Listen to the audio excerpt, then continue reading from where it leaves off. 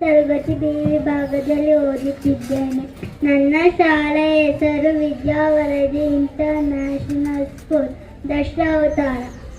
ವಿಷ್ಣುವಿನ 10 ಅವತಾರಗಳು: ಮತ್ಸ್ಯಾವತಾರ, ಕೂರ್ಮಾವತಾರ, ವರಾಹಾವತಾರ, ನರಸಿಂಹನ ಅವತಾರ, ವಾಮನ ಅವತಾರ, ಪರಶುರಾಮನ ಅವತಾರ, ರಾಮನ ಅವತಾರ, ಕೃಷ್ಣನ ಅವತಾರ, ಬುದ್ಧನ ಅವತಾರ, ಕಲ್ಕಿನ ಅವತಾರ. ಮತ್ಸ್ಯಾವತಾರ. ಯದಾ ಯದಾ ಈ ಧರ್ಮಸ್ಯ ಜ್ಞಾನಿರ್ಭವತಿ ಭಾರತ ಅಭ್ಯಾಸ್ಥಾನ ಧರ್ಮಸ್ಯ ಸದಾಸ್ಥಾನಂ ಸುಜಾವ್ಯಾಹಂ ಪರಿತ್ರಾಣಾಯ ಸಾಧುನಾಂ ವಿನಾಶಾಯ ಚತುಷ್ಕೃತಂ ಧರ್ಮ ಸಂಸ್ಥಾಪನಾರ್ಥಾಯ ಸಂಭವಾಮಿ ಯುಗೆ ಯುಗೆ.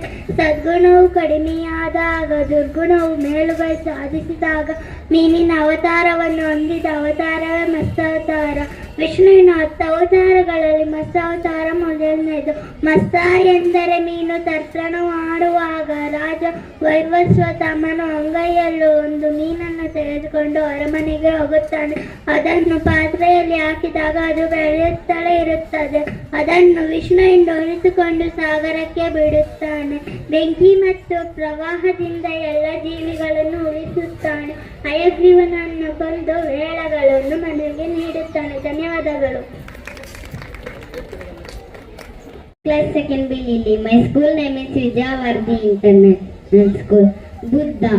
Buddha is integrated of Vaishnavi in of Vishnu Purana. Thank you. ನನ್ನ ಹೆಸರು ಚಾಲ್ತಿಯ 2ನೇ ತರಗತಿ ವಿಭಾಗದಲ್ಲಿ ಓದುತ್ತೇನೆ. ಕಲ್ಕಿ. ವಿಷ್ಣುವಿನ 10ನೇ ಕಲ್ಕಿಯ ವಿಷ್ಣುವಿನ ಮತ್ತೊಂದು ರೂಪವೇ ಕಲ್ಕಿ. Thank you. ನನ್ನ ಹೆಸರು ಸೊಗಸು. ನಾನು 2ನೇ ತರಗತಿ ಬಿ ವಿಭಾಗದಲ್ಲಿ ಓದುತ್ತಿದ್ದೇನೆ. ನಾನು ಈಗ ವಿಷ್ಣುವಿನ ಅವತಾರಗಳಲ್ಲಿ ಒಂದಾದ ಕೃಷ್ಣನ ಅವತಾರವನ್ನು ಹೇಳುತ್ತಿದ್ದೇನೆ. ಮತ್ಸ್ಯ, ಕೂರ್ಮ, ವರಾಹ, ನರಸಿಂಹ, ವಾಮನ, ಪರಶುರಾಮ, ರಾಮ, ಕೃಷ್ಣ, ಬುದ್ಧ, ಕಲ್ಕಿ. ಇದು ವಿಷ್ಣುವಿನ 8ನೇ ಅವತಾರ. ದೇವಕಿ ವಾಸುದೇವ ಅವರಿಗೆ 8ನೇ ಮಗ ಕೃಷ್ಣ. ತಂದೆ ವಾಸುದೇವ, ತಾಯಿ ದೇವಕಿ. ವಿಷ್ಣುವಿನ ಮತ್ತೊಂದು ರೂಪವೆಂದರೆ ಅದುವೇ ಕೃಷ್ಣನ ಅವತಾರ. ಜನರಲ್ಲಿ ತಂತ್ರಗಾರಿಕೆ, ರಾಜಕೀಯ ಕುತಂತ್ರಗಳು ಹೆಚ್ಚಾಗುತ್ತಿದೆ ಎಂದು ತಿಳಿದ ವಿಷ್ಣು ಇದನ್ನು ನಾಶಗೊಳಿಸಲು ಕೃಷ್ಣನ ಅವತಾರವನ್ನು ಎತ್ತುತ್ತಾನೆ. ಇದು ವಿಷ್ಣುವಿನ 8ನೇ ಅವತಾರ. ಧನ್ಯವಾದಗಳು. ರೋಹನ್. ನಾನು 2ನೇ ತರಗತಿ ಬಿ ವಿಭಾಗದಲ್ಲಿ ಓದುತ್ತಿದ್ದೇನೆ. ವರಾಹ ಅವತಾರ ವಿಷ್ಣುವಿನ ದಶಾವತಾರಗಳಲ್ಲಿ 3ನೇ ಅವತಾರವಾಗಿದೆ. ರಾಕ್ಷಸನಾದ ಹಿರಣ್ಯಾಕ್ಷನು ಭೂದೇವಿಯನ್ನು ಹಿಡಿದು ಸಮುದ್ರದ ತಳಕ್ಕೆ ಎಳೆದೊಯ್ಯುವಾಗ ಭೂದೇವಿಯ ಕೋರಿಕೆಯಂತೆ ಭೂದೇವಿಯನ್ನು ರಕ್ಷಿಸಲು ಮಹಾವಿಷ್ಣು ವರಾಹ ರೂಪವನ್ನು ತಾಳಿ ಹಿರಣ್ಯಾಕ್ಷನನ್ನು ಕೊಂದು ಭೂದೇವಿಯನ್ನು ರಕ್ಷಿಸುತ್ತಾನೆ. ಧನ್ಯವಾದಗಳು. Hello to everyone. My name is Rutvika of class 2nd standard C section. Today I am saying about Parashuram. Parashuram was born in Tetra Yuga. Parashuram Rishi Jamatagnya and Mother Renuka Devi. Parashuram was supreme devotee of Lord Shankar. The childhood name of Parashuram was Ram. Parashuram was 5th child of his parents. Parashuram was 6th avatar of Lord Vishnu. His main purpose was to eliminate irreligious, sinful and ruthless living. He also helped reduce the burden of the earth. Lord Parashuram was Brahmin with qualities of a Kshatriya. He is not widely worshipped like Lord Krishna and Lord Rama, but was temple in South India. Let us remember our Lord Parashuram teaching and seek his blessing on his auspicious day. Thank you. ಎಲ್ಲರಿಗೂ ನಮಸ್ಕಾರ. ನನ್ನ ಹೆಸರು ವಿವೇಕ್ ಶೌರ್ಯ. ನಾನು ವಿದ್ಯಾವಾರ್ಧಿ international ಶಾಲೆಯಲ್ಲಿ 2ನೇ ತರಗತಿ C ವಿಭಾಗದಲ್ಲಿ ಓದುತ್ತಿದ್ದೇನೆ.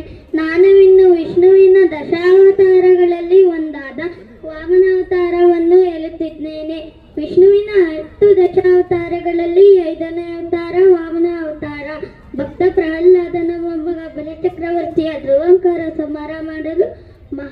ವಿಷ್ಣು ಕಶ್ಯಪ ಋಷಿ ಮತ್ತು ಅದಿತಿ ದಂಪತಿಗಳಿಗೆ ಮದುವಾಗಿ ಜನಿಸುತ್ತಾನೆ. ಒಮ್ಮೆ ಒಂದು ದಿನ ಬಲಿಚಕ್ರವರ್ತಿ ಅಶ್ವಮೇಧ ಯಾಗವನ್ನು ಮಾಡುತ್ತಿರುವ ಸಮಯದಲ್ಲಿ ಯಾರು ಏನೇ ದಾನ ಕೇಳಿದರೂ ಕೊಡುತ್ತೇನೆ ಎಂದು ಹೇಳುತ್ತಾನೆ. ಇದೇ ಸಮಯಕ್ಕೆ ಕಾಯುತ್ತಿರುವ ವಾಮನ ರೂಪಿ ಮಹಾವಿಷ್ಣು ಬಂದು ನನಗೆ 3 ಹೆಜ್ಜೆ ಭೂಮಿ ದಾನವಾಗಿ ಕೊಡು ಎಂದು ಹೇಳುತ್ತಾನೆ. ಬಲಿಚಕ್ರವರ್ತಿ ಒಪ್ಪಿಕೊಂತಾನೆ.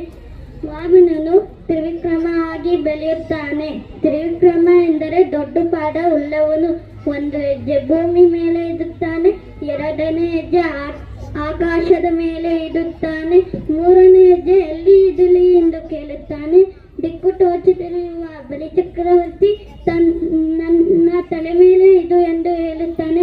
3ನೇ ಹೆಜ್ಜೆ ಬಲಿಚಕ್ರವರ್ತಿಯ ತಲೆ ಮೇಲೆ ಇರುತ್ತಾನೆ. ಬಲಿಚಕ್ರವರ್ತಿ ಪಾತಾಳ ಲೋಕಕ್ಕೆ ಹೋಗುತ್ತಾನೆ. ಪಾತಾಳ ಲೋಕ ಎಂದರೆ ಭೂಮಿಯ ಕೆಳಗಡೆ ಇರುವಂತ ಸ್ಥಳ.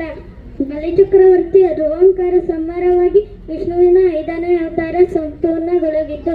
ಬಲಿಪಾಡ್ಯಮಿಗೆ ಬಲಿಚಕ್ರವರ್ತಿ ತನ್ನ ಪ್ರಜೆಗಳನ್ನು ನೋಡಲು ಬರುತ್ತಾನೆ.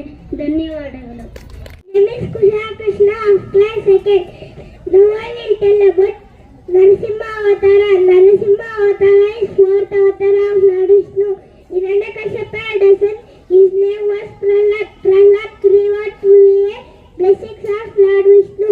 Unable to tolerate a member of his family worshipping his mortal enemy, Hiranyakashipu decided to kill his own son. Hiranyakashipu shot the Lord Vishnu. In that time, dashing at the palace, struggled to terrible blow. The pillar burst under and the head of a lion body of a man. This was Narasimha, the man lion incarnation of Vishnu. After being struggled to terrible blow and Narasimha killed him. Thank you. ವಂದನೆಗಳು. ನನ್ನ ಹೆಸರು ರೋಹಿಣಿ. ನಾನು 2ನೇ ತರಗತಿ CV ಭಾಗದಲ್ಲಿ ಓದುತ್ತಿದ್ದೇನೆ. ಇಂದು ನಾನು ವಿಷ್ಣುವಿನ 7ನೇ ಅವತಾರವಾದ ಶ್ರೀರಾಮನ ಅವತಾರವನ್ನು ಹೇಳುತ್ತಿದ್ದೇನೆ. ಶ್ರೀರಾಮ ಎಂದರೆ ಆದರ್ಶ ಪುರುಷ. ಏಕೆಂದರೆ ರಾಮನ ಜೀವನವೇ ಒಂದು ರೀತಿಯಲ್ಲಿ ನಮಗೆಲ್ಲ ಆದರ್ಶ. ಶ್ರೀರಾಮ ವಿಷ್ಣುವಿನ 7ನೇ ಅವತಾರವಾಗಿದೆ. ಭಗವಾನ್ ವಿಷ್ಣುವಿನ ದ್ವಾರಪಾಲಕರಾದ ಜಯ ವಿಜಯರು ಋಷಿಗಳ ಶಾಪದಿಂದ ಭೂಮಿಯ ಮೇಲೆ ರಾವಣ ಮತ್ತು ಕುಂಭಕರ್ಣರೆಂಬ ರಾಕ್ಷಸರಾಗಿ ಜನಿಸುತ್ತಾರೆ. ಶ್ರೀರಾಮನ ಅವತಾರವು ಶ್ರೇಷ್ಠವಾಗಿದೆ. ಅಯೋಧ್ಯೆಯ ಮಹಾರಾಜ ದಶರಥ ಹಾಗೂ ತಾಯಿ ಕೌಸಲ್ಯ ಮಾತೆಯ ಮಗನಾಗಿ ಜನಿಸುತ್ತಾರೆ. ಲಕ್ಷ್ಮಣ, ಭರತ, ಶತ್ರುಘ್ನ ಇವರ ಸಹೋದರರು. ಶಾಂತ ಇವರ ಸಹೋದರಿ. ಸೀತಾ ಮಾತೆ ಇವರ ಧರ್ಮಪತ್ನಿ. ಪಿತೃವಾಕ್ಯ ಪರಿಪಾಲನೆಗಾಗಿ ಶ್ರೀರಾಮರು ವನವಾಸಕ್ಕೆ ಹೋದಾಗ ಅರಣ್ಯದಲ್ಲಿ ರಾವಣ ಮಾಯಾವಿಯಾಗಿ ಬಂದು ಸೀತಾಮಾತೆಯನ್ನು ಅಪಹರಣ ಮಾಡುತ್ತಾನೆ. ಈ ಸಂಕಷ್ಟ ಸಮಯದಲ್ಲಿ ಸುಗ್ರೀವ, ಹನುಮಂತ ಮುಂತಾದ ವಾನರ ಸ್ನೇಹದಿಂದ ಸಮುದ್ರಕ್ಕೆ ಸೇತುವೆಯನ್ನು ಕಟ್ಟಿ ಲಂಕೆಗೆ ಹೋಗಿ ಸೀತಾಮಾತೆಯನ್ನು ಮರಳಿ ಕರೆತರುತ್ತಾರೆ. ಹಾಗೂ ಶ್ರೀರಾಮರು 7ನೇ ಅವತಾರದಲ್ಲಿ ರಾವಣ ಮತ್ತು ಕುಂಭಕರ್ಣರಾದ ಜಯ ವಿಜಯರನ್ನು ಸಂಹಾರ ಮಾಡುತ್ತಾರೆ. ಧನ್ಯವಾದಗಳು.